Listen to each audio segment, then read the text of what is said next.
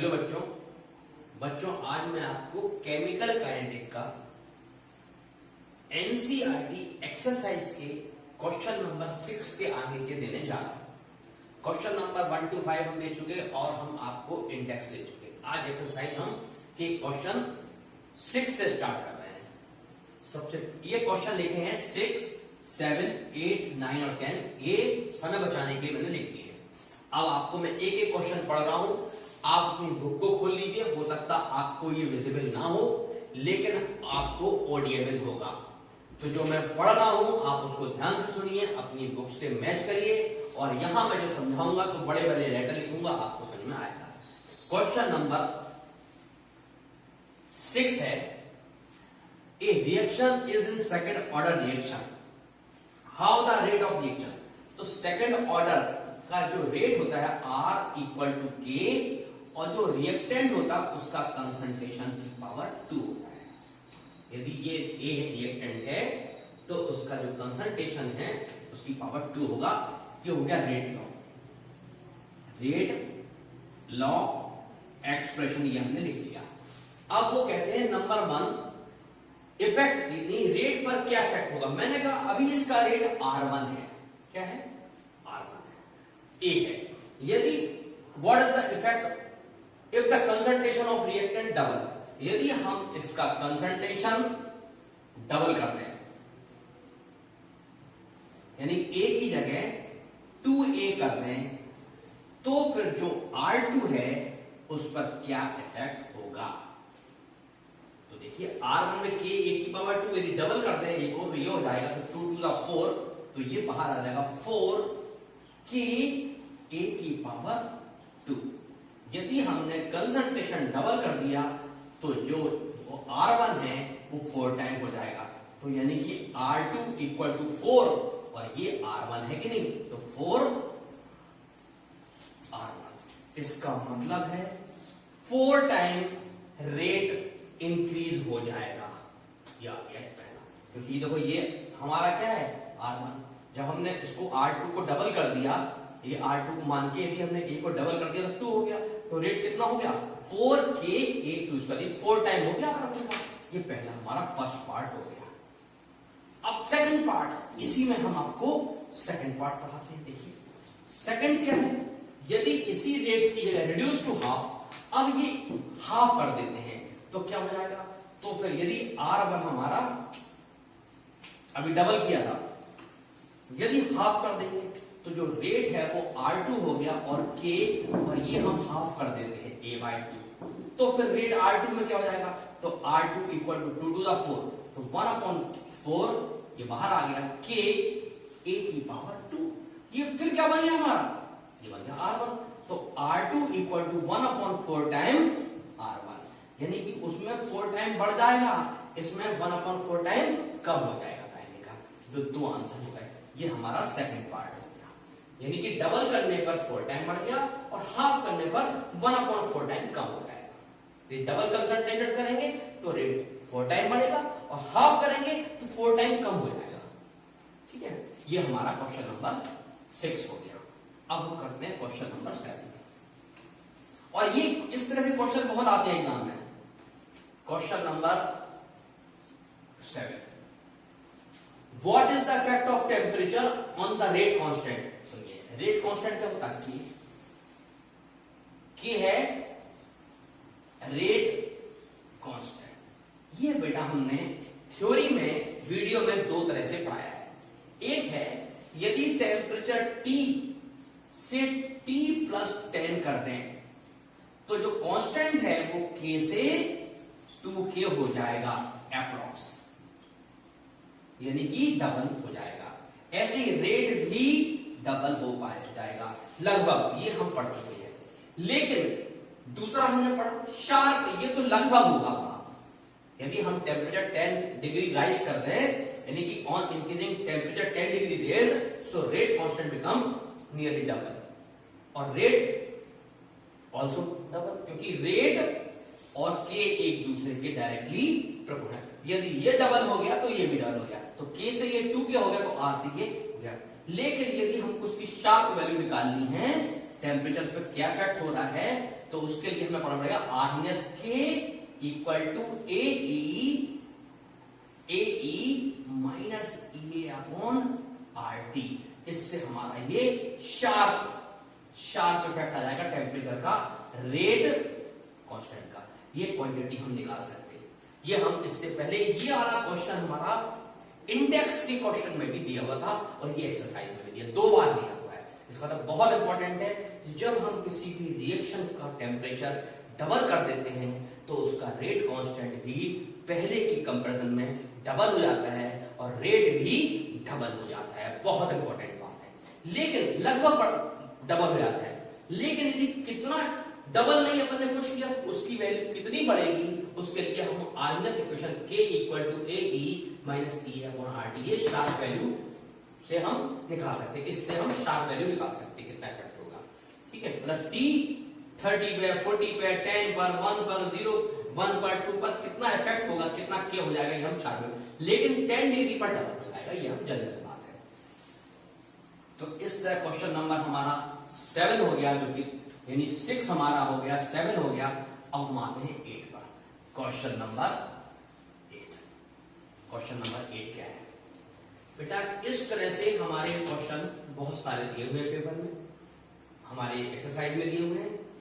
ये जब भी कोई रिएक्शन दिया होता है तो फर्स्ट ऑर्डर रेट रिएक्शन है, इसका मतलब R इक्वल टू के और एक्टिव मास ऑफ जो भी सामान है उसकी पावर 2, उसकी पावर 1, ये फर्स्ट ऑर्डर है पहला। दूसरा होता है K equal to 2.303 T log A not upon AT, ये हमें दिया होता है। दूसरा होता है रिएक्शन का रेट इक्वल टू, ठीक है, change of concentration C2 minus C1 और T2 माइनस T1, इतना हमारा होता है। ये 3 फॉर्मूले हम रेट, कांस्टेंट और रेट के लिए जनरली इस्तेमाल करते हैं। तो क्वेश्चन नंबर है 8 में in the first order reaction, सबका ये फर्स्ट ऑर्डर भी है। टाइम हमको गिवन है, ठीक है, और ये टाइम जब 0 था तो कंसंट्रेशन इतना था, जब 30 है तो इतना हो गया, और 40 टाइम में इतना हो गया, और 90 टाइम में इतना हो गया। यानी कि 30 सेकंड टाइम बढ़ाने पर कंसंट्रेशन जो है इतना चेंज रहा है। तो सबसे पहले कैलकुलेट एवरेज रेट। तो रेट एवरेज, ये है एवरेज चेंज ऑफ कंसंट्रेशन कब निकालना है? 32, यानी कि ये निकालना है 30 से, जब हमारा 30 से 60 आता है तो 30 से 60 मतलब T2 माइनस T1। तो 30 से 60 मतलब जब 30 से 60 मिनट हुआ तो कितना खर्च हो गया? तो यानी कि 60 माइनस 30, यानी 30 मिनट लग गया, यानी टाइम कितना कर हुआ। अब कंसंट्रेशन कितना हो गया? तो यहां देखो 30 से 60 वाला डिस्कस करना है, तो 30 वाले से 60 में कितना कंसंट्रेशन था? 0.31, घट के कितना हो गया? तो ये C2 माइनस C1 कर दिया हमने, या हमने C1 माइनस C2 कर दिया, तो हमारा चेंज आ गया। तो चेंज कैसे आ गया? हमने किया 0.31 माइनस 0.17, ये हो गया।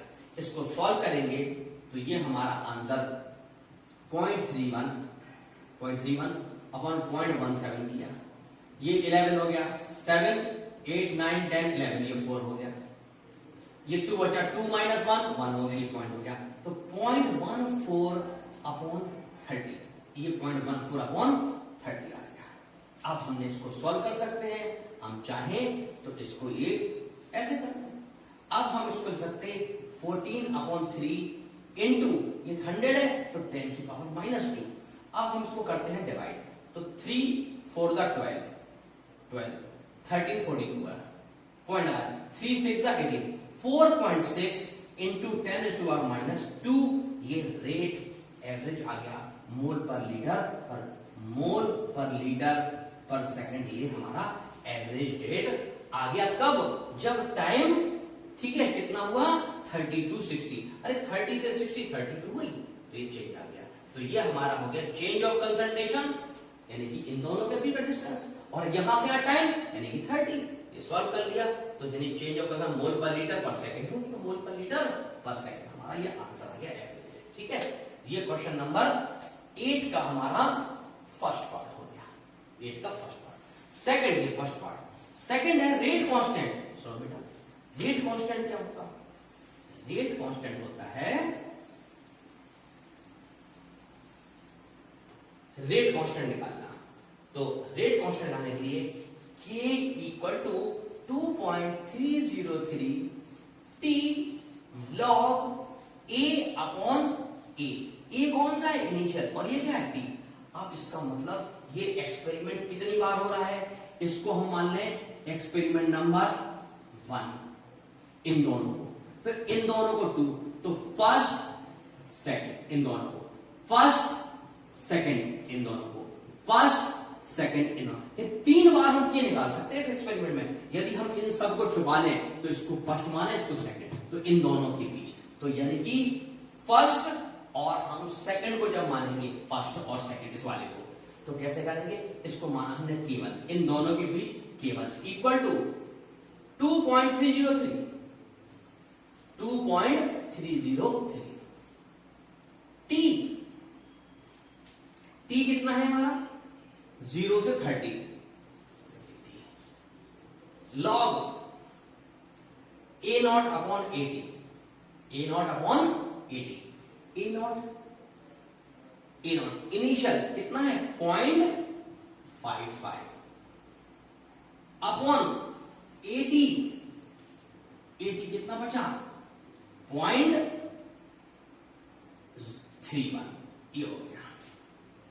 इसको हम सॉल्व करेंगे तो हमारा इसकी वैल्यू आएगी 1.9 इंटू 10⁻²। अब हम इसी तरह फर्स्ट और थर्ड ले लेते हैं, फिर उसको थर्ड मान लेते हैं, बस है। तो फर्स्ट एंड हम थर्ड करते हैं, उसको मान लेते हैं k2। तो 2.303, तो यहां से फर्स्ट से थर्ड कितना हुआ? 60 टाइम 60 लॉग इनिशियल कंसंट्रेशन कितना है? 0.55, ठीक है, और फाइनल कितना हो गया? फाइनल हो गया 0.17। इसको सॉल्व करेंगे तो ये भी लगभग हमारा 1.9 इंटू 10⁻² इतना आएगा। अब फर्स्ट और हम 4 ले लेते हैं, फर्स्ट और 4, तो k फर्स्ट एंड 4 लेते हैं, तो ये k3 equal to 2.303 t, first से 4 कितना हो रहा? 90 लॉग a कितना है? 0.55, a तो हमारा वही इनिशियल, और फाइनल कितना हो गया? 0.085। यदि हम इसको करेंगे तो 2.07 इंटू 10⁻² आएगा। अब हमें इसका एवरेज निकालना है, रेट कांस्टेंट, तो यानी लगभग कितना हुआ? तो k equal to k1 plus k2 plus k3 upon 3, तीनों, तो देखो 1.91 into 10⁻² plus 1.91 into 10⁻² plus 2.07 into 10⁻² upon 3। जब सॉल्व करेंगे तो अपना आंसर आएगा लगभग 1.98 इंटू 10⁻²।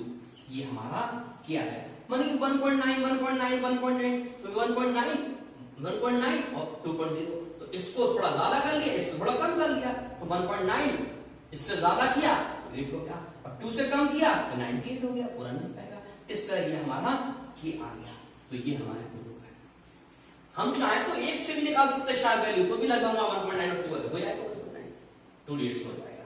तो ये क्वेश्चन हमारा 8 के 2 पार्ट हो गए। अब क्वेश्चन नंबर हम 9 पर चलते हैं।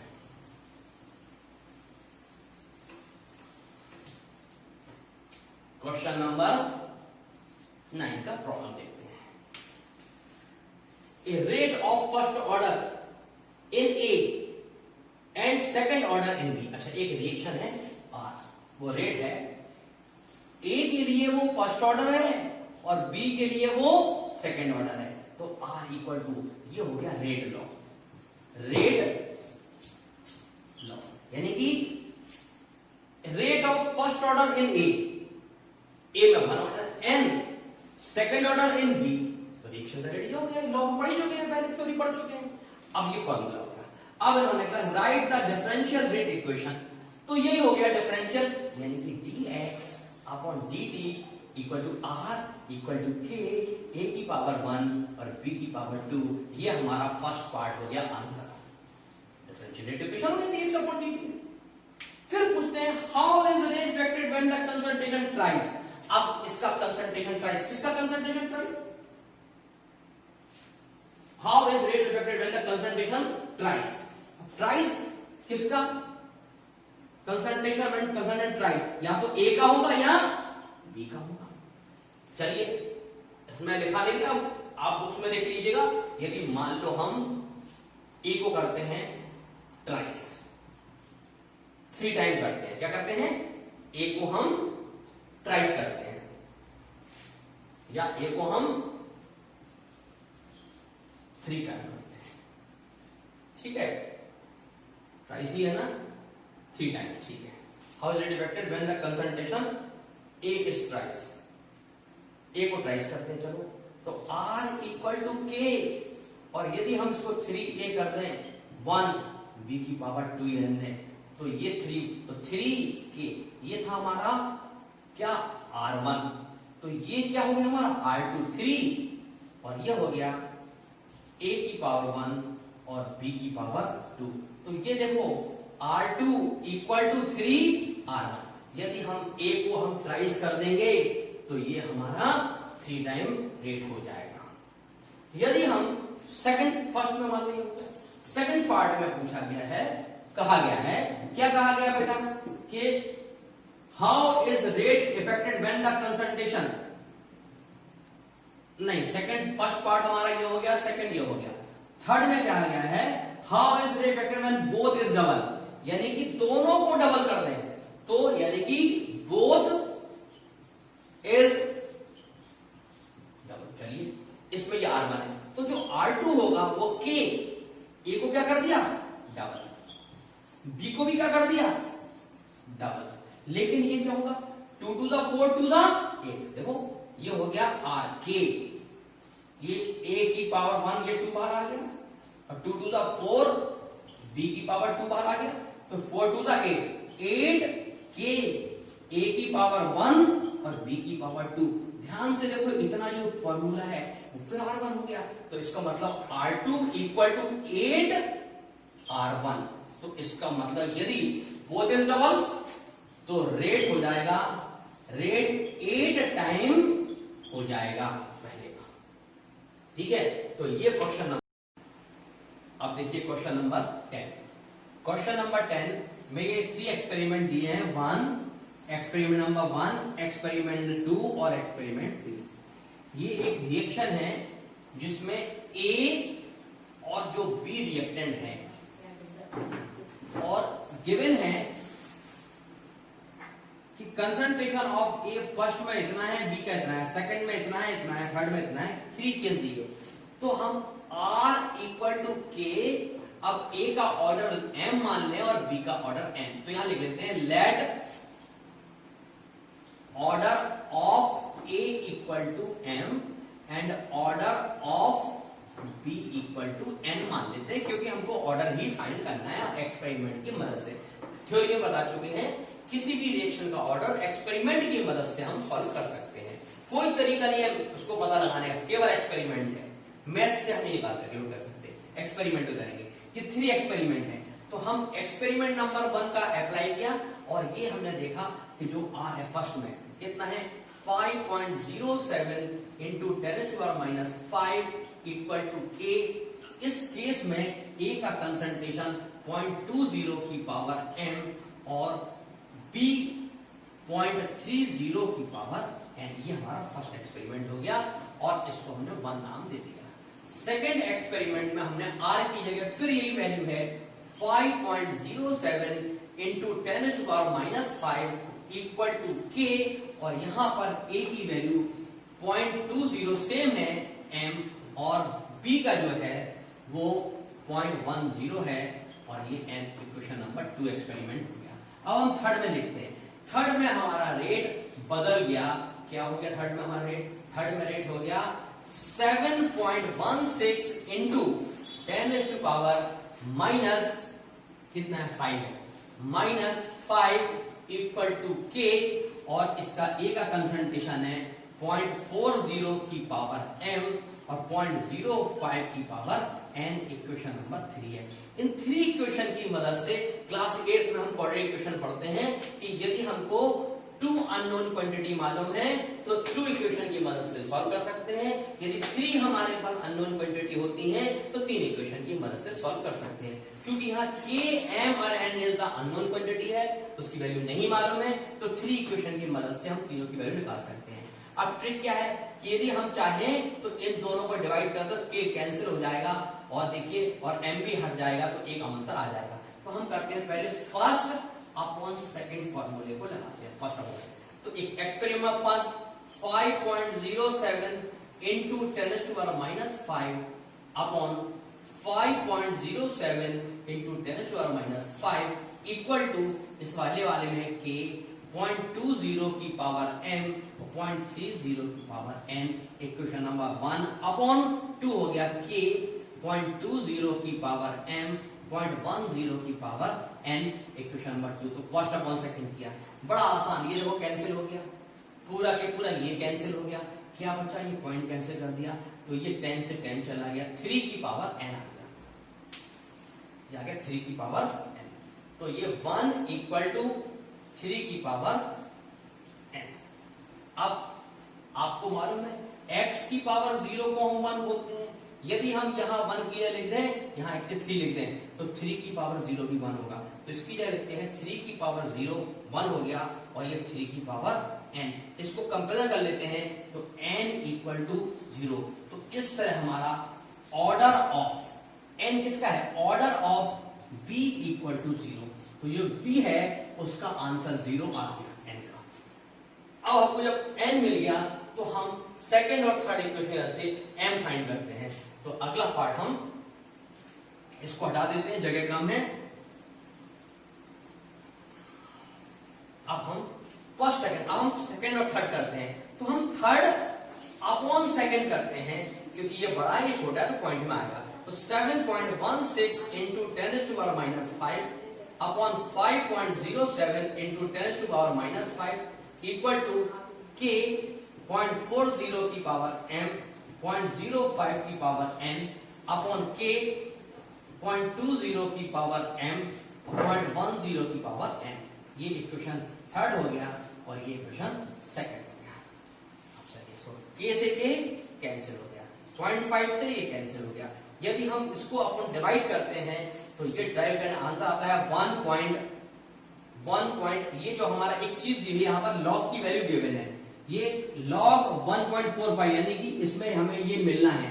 तो इसको जब सॉल्व करेंगे तो 1.412 ये आएगा इक्वल टू, ये डिवाइड करोगे तो वो कैंसिल किया 7/5 और होगा 1.4, तो ये 1.4 आ जाएगा इक्वल टू, इसको हम सॉल्व करेंगे, ये कैंसिल किया ये कैंसिल किया तो ये 2 2 4 तो 2 की पावर m, इसको ये कैंसिल किया तो 5 यानी कि 5 1 5 5 2 10 1/2 की पावर n, ये आ गया हमारा। अभी हम पढ़ चुके n इक्वल टू 0, तो n की जगह 0 लिख देते हैं। तो 1.412 इक्वल टू 2 की पावर m और 1/2 की पावर n की वैल्यू मालूम है 0 पुट करते हैं, यदि 0 करेंगे तो 1 हो जाएगी। तो ये हमारा बन जाएगा 1.412 इक्वल टू 1 ये हमारा 2 की पावर m हो गया, क्योंकि ये पूरा 1 हो गया। अब इसमें हम लॉग लेंगे, क्योंकि हमको जब किसी पावर को निकालना होता है और वो 10 के टर्म में कन्वर्ट नहीं होती है तो फिर हमको उसको दोनों तरफ लॉग लेना पड़ता है। अब हम उसमें लॉग लेते हैं और m की वैल्यू फाइंड करते हैं। तो क्वेश्चन इस वाले इक्वेशन में taking log both the side, taking log both the side, दोनों तरफ लॉग लेने पर हमको आसान हो जाएगा। तो कैसे करेंगे, लॉग 1.412 इक्वल टू लॉग 2 की पावर m।